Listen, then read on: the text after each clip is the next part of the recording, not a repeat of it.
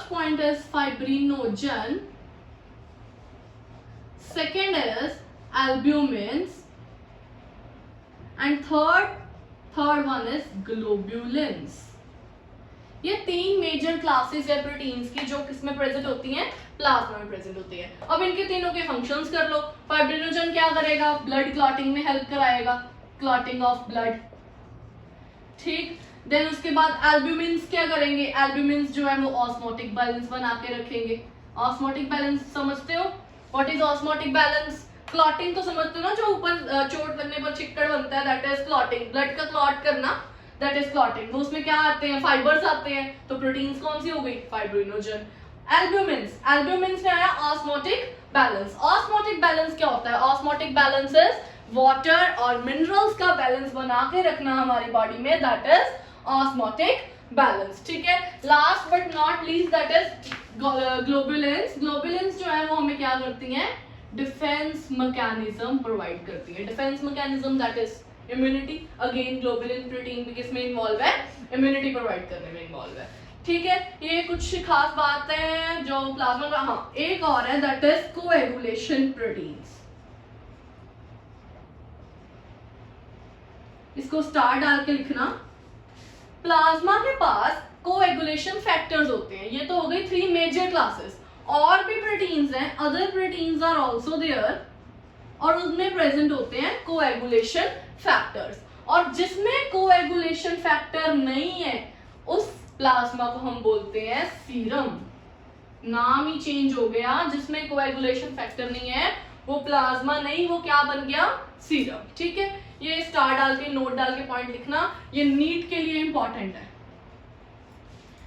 Next हम आएंगे blood कॉप्सल्स पे. हमने क्या डिस्कस करा, ह्यूमन ब्लड में क्या है, फ्लूइड है. फ्लूइड किसमें है, कनेक्टिव टिश्यू का बना हुआ है. देन उसमें किसकी कॉम्पोजिशन क्या है ब्लड की, एक प्लाज्मा है और एक ब्लड कॉप्सल्स है. प्लाज्मा के बारे में हमने सब डिस्कस कर लिया, रीड आउट कर लेते हैं. सेम ही है. It is straw coloured viscous fluid constitute nearly 55% of the blood. इसके बारे में हमने बात नहीं करी. दैट इज प्लाज्मा जो है वो ब्लड का 55% बना रहा है. बचा कितना, ब्लड कॉप्सल्स कितने बना रहे हैं, 45. 100 minus 55 is equals to 45. Blood corpuscles कितने बना रहे हैं, 45. 45% जो है वो ब्लड कॉप्सल्स है और 55% जो है वो हमारा प्लाज्मा है. Next 90 to 92% of plasma consist of water. मैंने 93 लिखा average. Then 6 to 8% of plasma consist of proteins. उसके पास क्या है, प्रोटीन्स है. 3 मेजर क्लासेस हैं, फाइब्रिनोजेंस, ग्लोबुलिन्स एंड एल्ब्यूमिन्स. ठीक. देन देयर फंक्शंस, फाइब्रिनोजन का function clotting of blood, globulin का function defence mechanism of our body, albumins का function maintain the osmotic balance. Got my point बच्चा. Then next point is coagulation factor. वो उसमें given नहीं है, आप note down कर लो. कोएगुलेशन फैक्टर्स प्रोटीन्स और भी होती हैं जिनमें क्या होते हैं, कोएगुलेशन फैक्टर्स होते हैं. और जिसमें कोएगुलेशन फैक्टर्स प्रेजेंट नहीं है वो प्लाज्मा क्या बन गया, सीरम बन गया. Got. Next is blood corpuscles. Next heading बनाओ, ब्लड कॉप्सल्स. ब्लड कॉप्सल्स को हम डिस्कस तो नेक्स्ट वीडियो में करेंगे, लेकिन इसका एक टेबल है, इसका एक क्राइटेरिया है कि ब्लड कॉप्सल्स जो है वो कैसे हैं, क्या होते हैं, कितने टाइप्स के होते हैं, वो चीज समझ लो. देन आपको 1 by 1 हर एक क्लास को करना थोड़ा इजी हो जाएगा. ठीक है. ब्लड कॉप्सल्स यानी कि सेल्स 3 तरह के हैं. First is RBCs, second is डब्ल्यूबीसीज and third is platelets. Blood में ब्लड कॉप्सल्स जो है वो आरबीसीज होते हैं, that is red blood cells और red blood corpuscles. Next is white blood corpuscles, full forms. Then उसके बाद आगे प्लेटलेट्स. और इनके नेक्स्ट जो और नेम्स हैं टर्मिनोलॉजी के हिसाब से, according to the terminology, RBCs को बोला जाता है एरिथ्रोसाइट्स, डब्ल्यूबीसीज को बोला जाता है ल्यूकोसाइट्स एंड प्लेटलेट्स को बोला जाता है थ्रोम्बोसाइट्स. गॉट माय पॉइंट बच्चा. 3 टाइप्स हैं, एरिथ्रोसाइट्स, ल्यूकोसाइट्स और थ्रोम्बोसाइट्स. एरिथ्रोसाइट्स जो है वो क्या है, हमारा रेड ब्लड सेल्स को बना के रख रही हैं, ठीक। और जो ल्यूकोसाइट्स है दोस कॉन्स्टिट्यूट्स व्हाइट ब्लड सेल्स, और जो थ्रोम्बोसाइट्स हैं दोस कॉन्स्टिट्यूट्स प्लेटलेट्स। कॉन्स्टिट्यूट्स क्या मतलब, लाइक दूसरा नेम ही है we can say, okay. Then हम इसकी आगे फर्दर क्लासिफिकेशन करेंगे ल्यूकोसाइट्स की। ल्यूकोसाइट्स जो है वो दो तरीके के होते हैं, ए ग्रेन्युलोसाइट्स एंड ग्रेन्युलोसाइट्स। नाम से ही क्लियर है, ग्रेन्युलोसाइट्स जिनके साइटोप्लाज्म में ग्रेन्यूल्स हैं।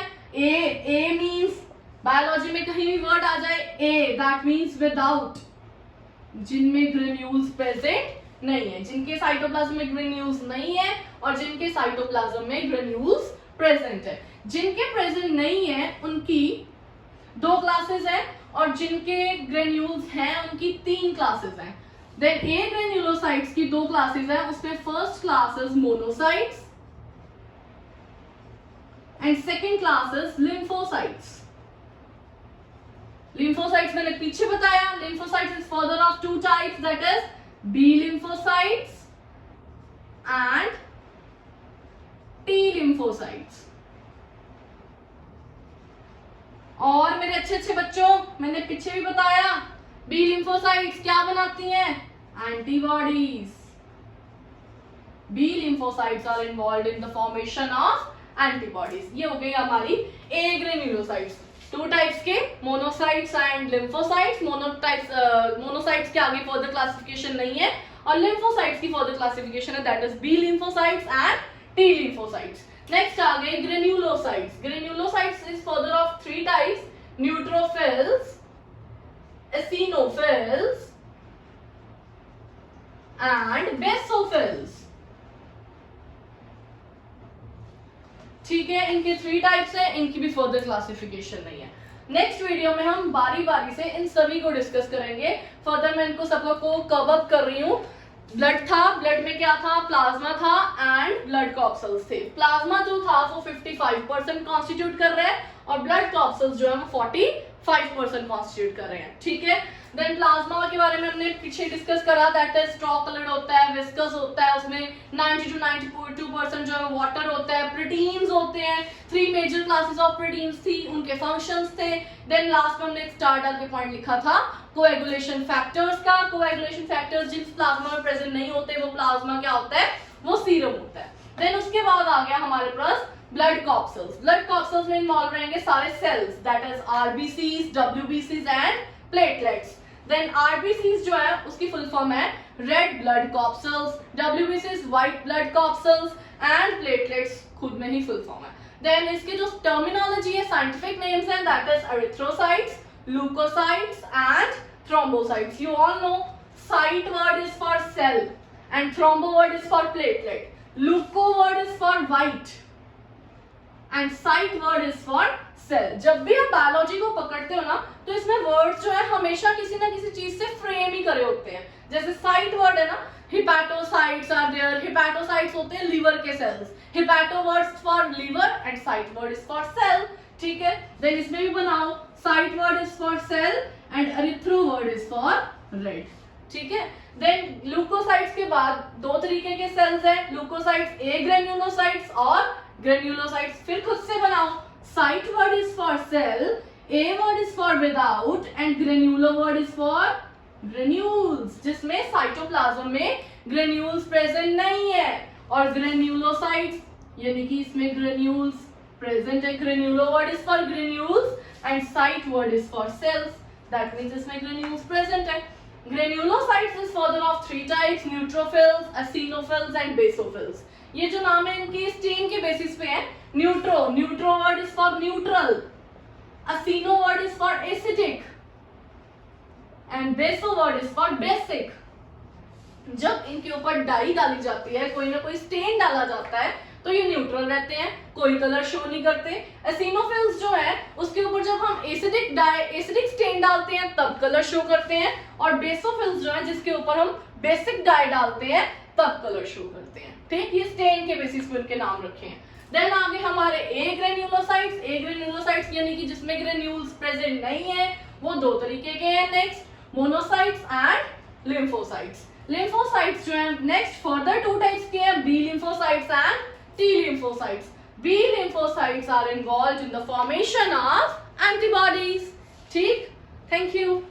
And we will discuss about RBCs, WBCs, platelets. इनके बारे में सारी क्लासिफिकेशन एक एक करके हम सबके बारे में पढ़ेंगे. 1, 2, 3, 4, 5, 6, 7, 8, 9, 10. There are 10 types of cells and we will discuss about 10 types of cells that are present in the blood in the next lecture.